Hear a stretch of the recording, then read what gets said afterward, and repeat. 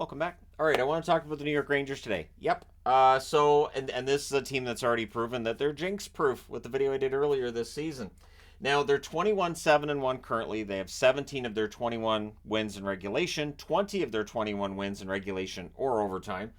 This has been a very solid, well-oiled machine so far this year. 29.8% on the power play, 85.3% on the penalty kill. Well, that'll help, right? And that's one thing that critics will point out. Yeah, but they get all their goals on the power play. A, it's not all their goals, but B, who cares where you get your goals? Now, it does make a difference if the power play numbers slip and if the 5-on-5 numbers don't get better. But at this point, it's really not hurting them. So in the month of October, they were 7-2. November, they were 9-2-1. And so far this month, they're 5-3. Now, no team, almost no team anyways, goes through every single month playing great hockey. And so you're going to have downbeats during the season. It's a long year. It's a marathon. I've lost count of how many times over the last few weeks I've heard an announcer say, now, for this team, it's the fourth game in 6 nights, so they're tired.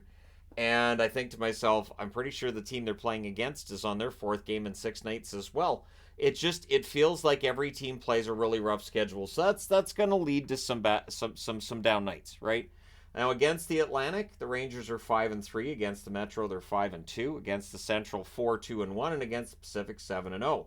So they're excellent against the Pacific Division. They have one more game played against the Atlantic than against any other division. But outside of that, yeah, it's the same. It's 7 games against each division and 8 games against the Atlantic. Well, as their schedule rolls along, we'll see more games against the East than the West, of course, and we'll see what that does to their schedule. But at home, they're 10-3. Away from home, they're 11-4-1. So it doesn't really matter where they're playing either. So their division record's quite good. Their record on the road and at home, quite good. Each month of the season, so far, everything's going well. They're currently first in the Metro. They're 6 points ahead of the Flyers. One thing to keep in mind is there's not really that pressure from teams beneath them in the standings. I do think that can cause teams to, I don't think lazy is the right word, but I think teams take it a little bit easier at times when they have a lead. I'm not saying the Rangers are doing that, but it does happen during almost any given season that a team with a big lead atop a division might not be as motivated as the team they're against for the win on a given night. Now, Panarin has had arguably a heart season, right? 29 games, 16 goals, 26 assists, 49 points. 19 of those points coming on the power play. And I say arguably because if you say, I think the Hart winner will be insert name here, you will have an argument. Because people will be like, who's insert name here? So Trocheck, 29 games, 8 goals, 19 assists, 27 points. 10 of those points on the power play. Trocheck, he's good. One thing with Trocheck, he both draws penalties and takes penalties. He's usually the guy that's in the middle of any given scrum at the Rangers net or at the other team's net. Trocheck's usually involved. He's involved almost as much as a guy named Tkachuk. It doesn't matter, Brady or Matthew. They're both in all the scrums. I swear their dad's probably involved in half of them. But anyways, it'd be great to see Keith Tkachuk in the middle of the scrum because we'd be like, what is happening right now? Zibanejad, 29 games, 9 goals, 17 assists, 26 points for him. He has 14 of his points on the power play. He got off to a bit of a slow start, so I think his goal totals don't necessarily reflect as well as he's been playing lately. Kreider, 29 games, 16 goals, 8 assists, 24 points. 10 of his points on the power play, so I was surprised Kreider's points totals on the power play aren't higher. Adam Fox, he loves the power play. 19 games, 3 goals, 18 assists, 21 points. 16 of his points on the power play. And Lafreniere does not get enough power play time. I don't think, but how do you mess with a power play that's at 29.8%? 29 games for Lafreniere, 8 goals, 8 assists, 16 points, and he has 2 points on the power play. So if he played a little more on the power play, he'd have more power play points, but you don't want to mess with a power play that's working. Goaltending is a curiosity to me when looking at these numbers. So Shesterkin's 11-7 on the season, 904 save percentage. Quick, 9-0-1, 926 save percentage. But when you look at quality starts, so this means a save percentage greater than 900 when they start, Shesterkin's at 61.1%, Quick's at 50%. So that kind of threw me off a little bit. But for goal support, yeah, Quick gets that goal support, and it's something I can look at some point soon. We'll start talking about which goalies get better goal support on which teams. But yeah, the goaltending's been quite good. Quick's been a revelation. Shesterkin hasn't been as good. It looks like he's getting the start tonight against Toronto, so we'll see how that goes. But yeah, I think their goaltending's fine, and Shesterkin should be able to get his save percentage back up to 920 at some point this year. Now, 56 5-on-5 goals leaves them 26th overall in the NHL. So they're not at the bottom, but it's a mediocre number.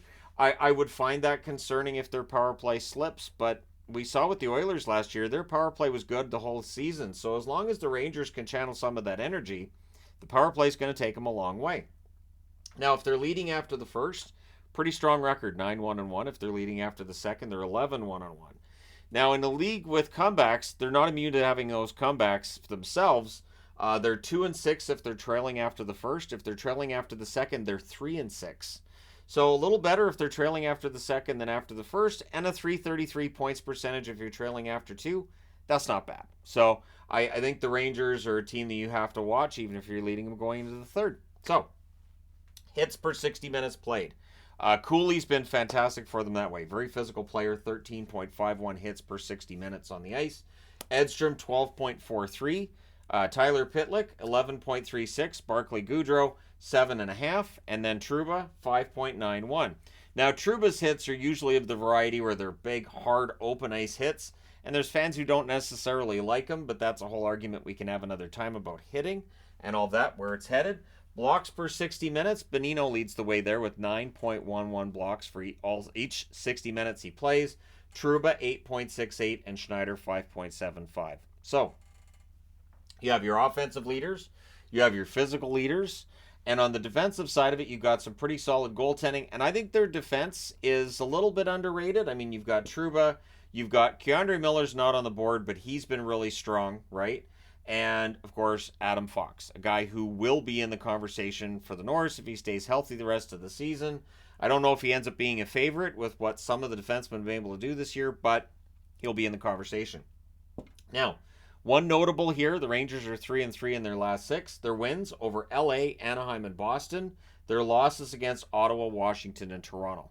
So, unpredictable, and a situation where a week ago they lost that big game against Toronto. At home and at MSG, and now tonight they're going to try to get their measure of revenge in Toronto. So we'll see how it turns out.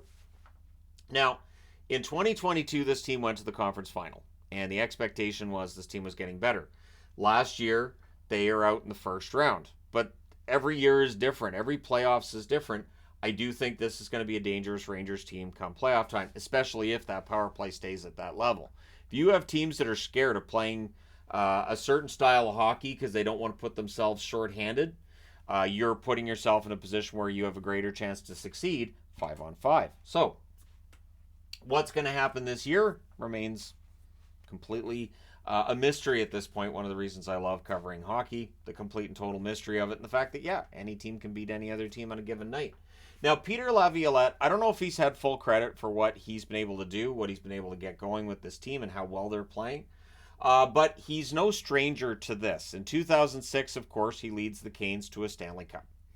And that's after he had some time with the Islanders. I didn't put that on the board because the Islanders weren't really very good. 2010, as coach of the Flyers, they go all the way to the final. 2017, as coach in Nashville, they go all the way to the final. 2020, when he took over behind the bench for the Caps, I thought, all right, so they should at least go to the final.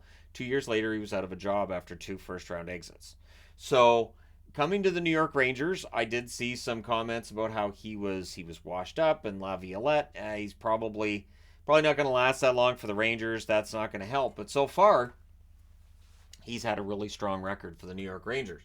Now, I don't know if he takes the Rangers to the Stanley Cup final this year, but is this a team that can do it? Yeah, they have the forwards, the defense, and the goaltending. It really seems so simple when you see a team just put it all together. And you look at the roster and you go, well, there, that's it.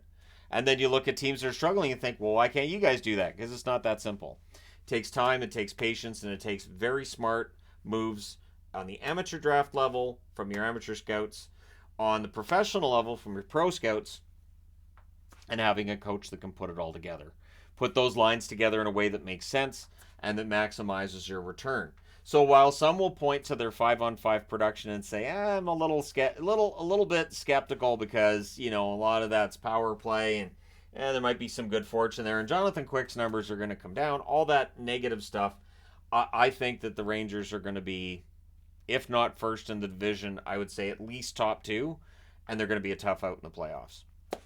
I think there's a lot of experience this team's gained over the last couple of seasons, and I think they can bring that to the fore at April of next year, and we'll see them in 2024 potentially moving on. Maybe they get back to the conference final. Maybe they do get to the finals. What do you expect of the New York Rangers at this point? Are they clearly the best team in the Metro, or do you think there's a team that's going to come up and beat them and end up being first in the Metro?